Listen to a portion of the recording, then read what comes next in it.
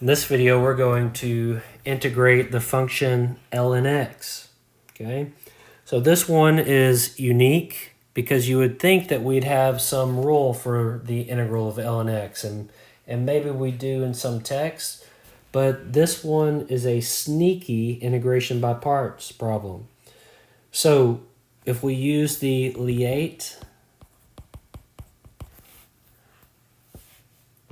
mnemonic, that tells me log first, so ln x, I'm going to set u equal to ln x, and so that means du is 1 over x dx. But the problem is, what is dv?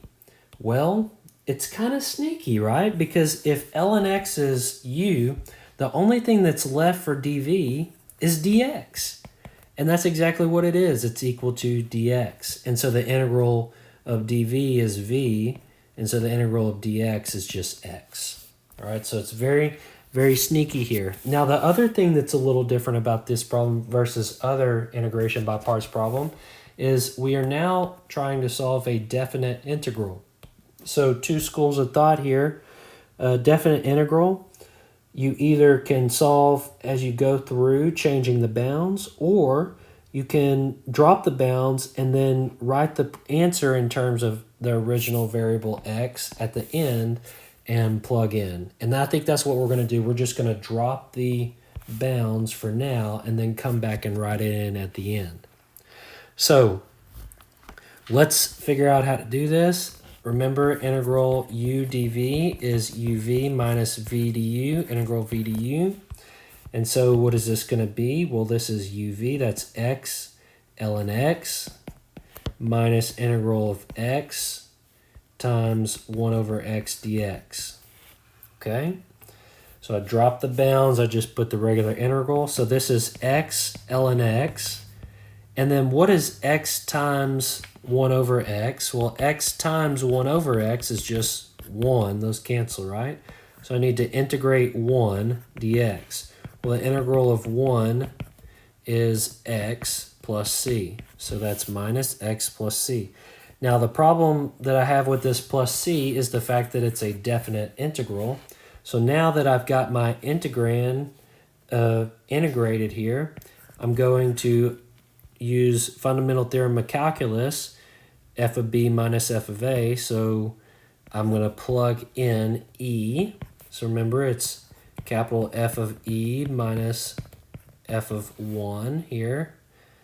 And so whenever I do that, well, my capital F is this part right here. So I'm plugging in e ln e minus e minus 1 times ln 1 minus 1.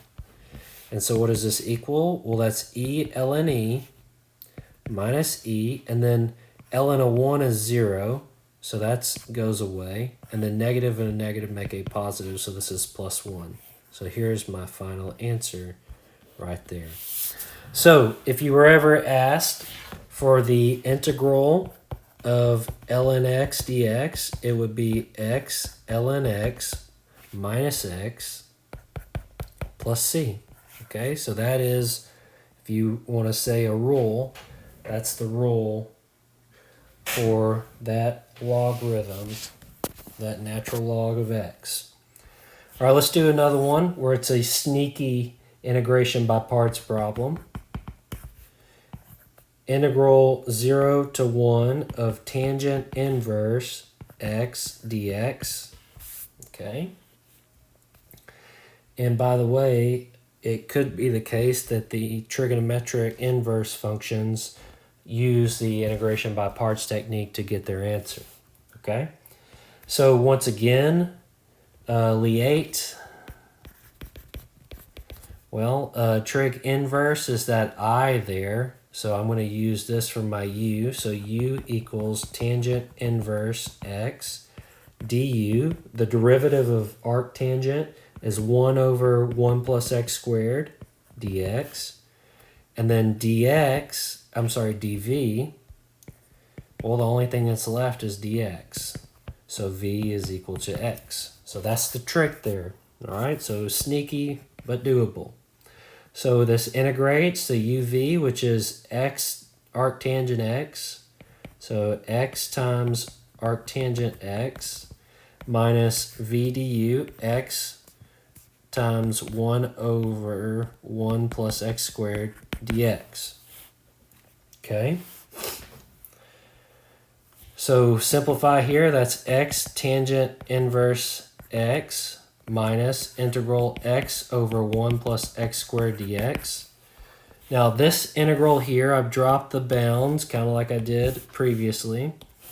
And I see that I have squared and then linear. So what I'm thinking is maybe this is a u sub problem. So let's try u sub. Let's do u equals 1 plus x squared. Then du is 2x dx. Well, I don't see a 2x, but I see an x dx. So how do I make this x dx? I divide both sides by 2. Okay. So now I can substitute. So what do I have? I have x arctangent x minus integral.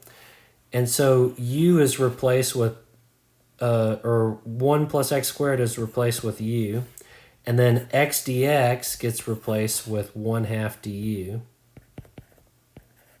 Okay. So I'm going to pull the 1/2 out front. Right? And so the integral of 1 over u is ln absolute value u. So this is x tangent inverse x minus 1/2 the natural log of the absolute value of u. Okay, so what is u? U is 1 plus x squared. So I'm going to replace this with absolute value 1 plus x squared. And now something that's cool is I can actually replace the absolute value with just a regular parentheses. Why? Because 1 plus x squared is a parabola. Shifted up 1, it's never negative, so I don't have to worry about negative logarithms or even 0 logarithm input. So I can replace it just fine with drop the absolute value. If you want to leave it, that's fine. It has no effect. So this is my integrand, but remember it was a definite integral. So I'm evaluating from 0 to 1. So I need to plug in those values. So if I plug in those values, I have 1 tangent inverse of 1 minus ln, or 1/2 ln of 1 plus 1 squared is 2. Okay, and then minus 0 times the tangent inverse of 0 minus 1/2 ln of, well, 1 plus 0 squared is just 1. So this 0 times something is 0. And then ln 1 is 0, so that's 0. So this thing is a big old goose egg. And so this right here, the tangent inverse of 1 is, well, I think about a 1 ratio, that's a 45-degree angle, right? So that's a 45-degree angle, which happens to be pi over 4. Okay, so this is pi over 4 minus 1/2 ln 2. Okay? So that's my answer. If you want to get super fancy, I'm not suggesting you do, but if you want to get super fancy, the exponent rule says you can bring this out up top. 1/2, 2 to the 1/2 is like saying like the square root of 2. Okay, so that's super fancy. You don't have to get that fancy. You can leave it right here, like in this box right there. Okay, so don't worry too much about that. All right, let's try another one. Do another logarithm problem. Integral 0 to 1 ln 1 plus x squared dx. I dropped the absolute value because 1 plus x squared is never going to be 0 or less. Here, we got a lot of nasty stuff going on, so excuse me. Let's just try integration by parts. L for Lie, u equals ln 1 plus x squared. So du equals what? Well, that's 1 over 1 plus x squared times the derivative of the inside, chain rule, which is 2x. So times 2x, and then dx. And then dv is equal to dx, then v is equal to x. So that simplifies to 2x over 1 plus x squared dx. So what does this get me here? This is going to have the effect of x ln 1 plus x squared minus the integral of x times 2x over 1 plus x squared dx. Ooh, yikes. So what is this going to end up being? This is going to end up being 2x squared over 1 plus x squared. Now what do we notice? The numerator degree and the denominator degree are the same. If you see a scenario where the numerator and the denominator is the same or greater, you should be thinking, okay, numerator is the same. I'm thinking long division, all right? So long division here, and see if this simplifies any. So how do I divide? X squared plus 1 goes into 2x squared. How many times? Well, x squared goes into 2x squared 2 times. That's 2x squared. So that's 2x squared plus 2. So it goes in 2 times. So that's 2x squared plus 2. Draw the line, change the sign. So change to negative 0, and I get a negative 2 here.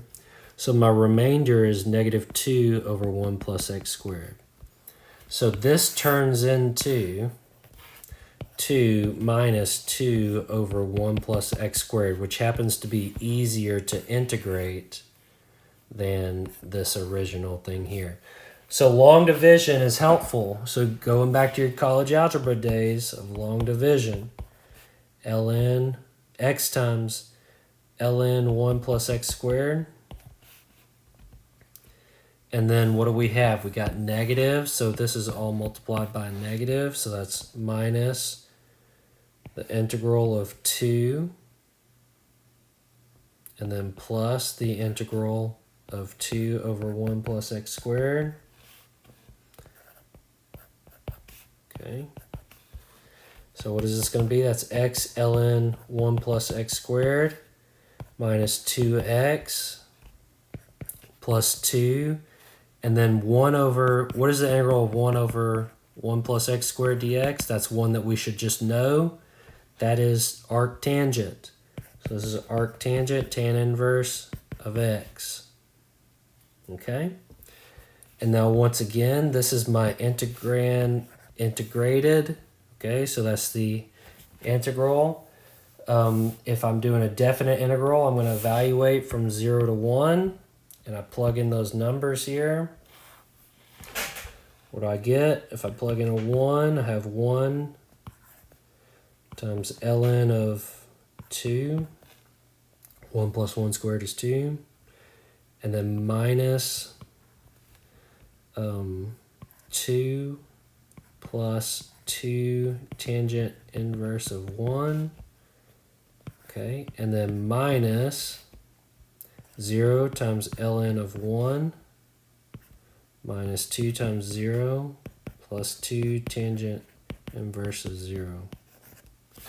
Okay, that's 0, and then tangent inverse of 0, 0. So that's all 0.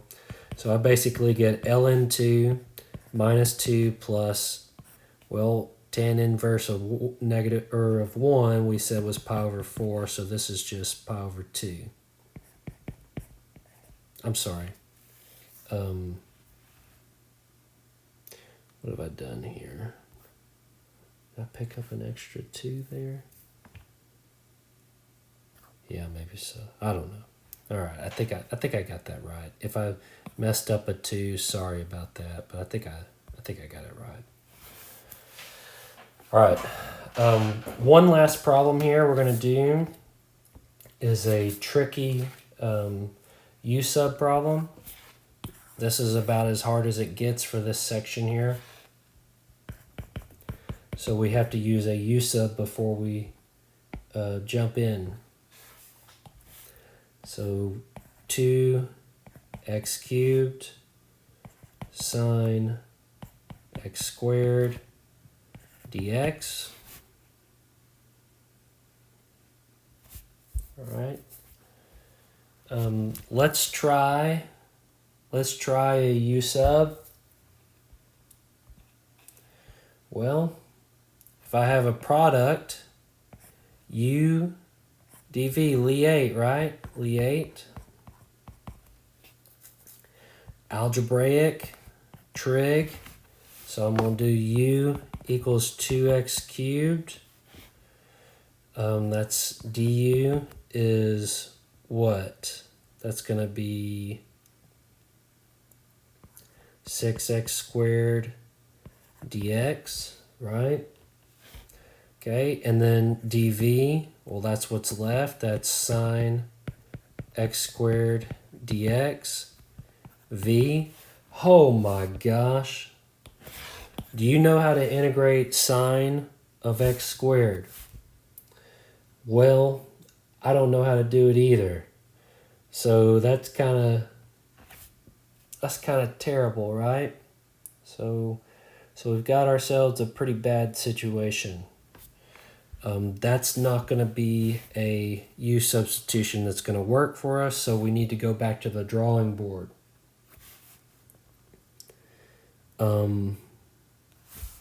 Let's see what happens if we do another one, right? So let's try, instead of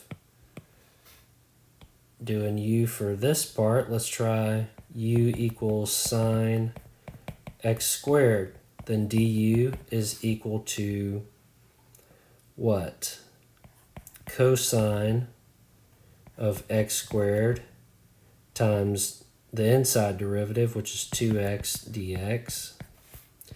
And then dv is equal to, well, what's the rest? That's 2x cubed dx, right? And so then v is going to be, well, the integral of x cubed is x to the 4th over 4 times 2. That gets me 1/2 there. Okay. All right, is this better? Let's see. When you do u dv, so uv, that's x to the 4th over 2 times sine of x squared minus integral x to the 4th over 2 times 2x cosine x squared dx. Yuck. Oh my goodness, that looks terrible, right? That looks absolutely disgusting. Okay, that's going to be minus, now those 2's cancel, but I get x to the 5th cosine x squared dx. What's happening here? I went from an x cubed to an x to the 5th. Is it getting simpler or is it getting more complex? It's actually getting more complex, right? So you might be asking yourself, Mr. Clark, why aren't you just going through and finding the exact answer? Well, look, let me tell you, this is what your homework's going to look like. I promise you, if you hadn't been doing these a billion times like I have, this is what your homework is going to look like. You're going to make mistakes like this. So I want to show you the thought process of how to tackle these, and that it's okay if you don't pick the correct U on the first bout or the second bout. Maybe the third bout you should start getting worried and maybe email me, right? But you might have to try these problems a couple of times. So both of those U's didn't work. All right, so let's make a list of all the ones that failed us. So let's see here. That was a no-go. We tried 2x cubed. That was a no-go. Okay, let's try to replace something that's ugly, right? Well, what's given us a lot of trouble is this x squared inside the argument here. So let's try u equals x squared. Then that means du is equal to 2x dx. Okay. What can I do here? Well, let's try this substitution, see what this gets me. So I'm going to replace sine of x squared with sine of u. Okay. And then dx, and then what do I have? I have a u, and then I have x, right? I got 3 x's there. I got 1 x here, so I'm going to take one of those x's here. And I've got a 2 here, and I've got 2 there, and I've got the dx here. What does that leave me? That leaves me x squared undone. Okay, so I got my du, replacing this 1, 2, 3 things right there. 1, 2, 3 things there. But I still have this x squared going in here. How can I get rid of the x squared? What do I know? X squared is equal to u. So I can replace this with u. Holy smokes. So that just made my integral all in terms of u. Okay? So very sneaky, very clever. If you're having trouble seeing that, what I did is I rewrote 2x cubed as 2x times x squared sine x squared dx. And so whenever I had the u equals x squared, then I replaced that with u. And then the dx here, the du is 2x dx. This gets replaced here and here. And what did I have left? I had that x squared that I replaced with my u right there. Pretty stinking clever, right? So that's as hard as it gets right there, folks. And now I see Liate, multiplication here, algebraic, and then trig. So I'm going to pick this as my u. But I've already used u, so I need to come up with some other letter besides u, since I already used a u. So I'm going to get cuckoo with this, and I'm going to be like table method, and I'm just going to call it, I know this is goofy, this is not good, but I'm going to call it u just so I don't confuse you. You could call it w if you wanted. And then this is dv. So this is one that I derivative, and this is the one that I integrate, right? Plus, minus, all that jazz. Remember table method? And so u here breaks down to 1, breaks down to 0. It goes away pretty fast, right? And then dv is sine u. Integral of sine u is negative cosine u. Integral of negative cosine is negative sine. So I integrate, I multiply on the diagonals. And so what does this become? It becomes u times negative cosine u, and then minus 1 negative sine u, and then 0 gets me that plus c. Okay, so 0 integrating 0 gets you plus c. Okay, so what does u equal? Well, u is equal to x squared. So this becomes what? That's negative x squared cosine of x squared, and then negative and a negative make a positive, sine of x squared plus c. Okay? And that, my friends, is the answer. Very complicated, but I think you hopefully saw your way through it. If you need to watch the video again, do that.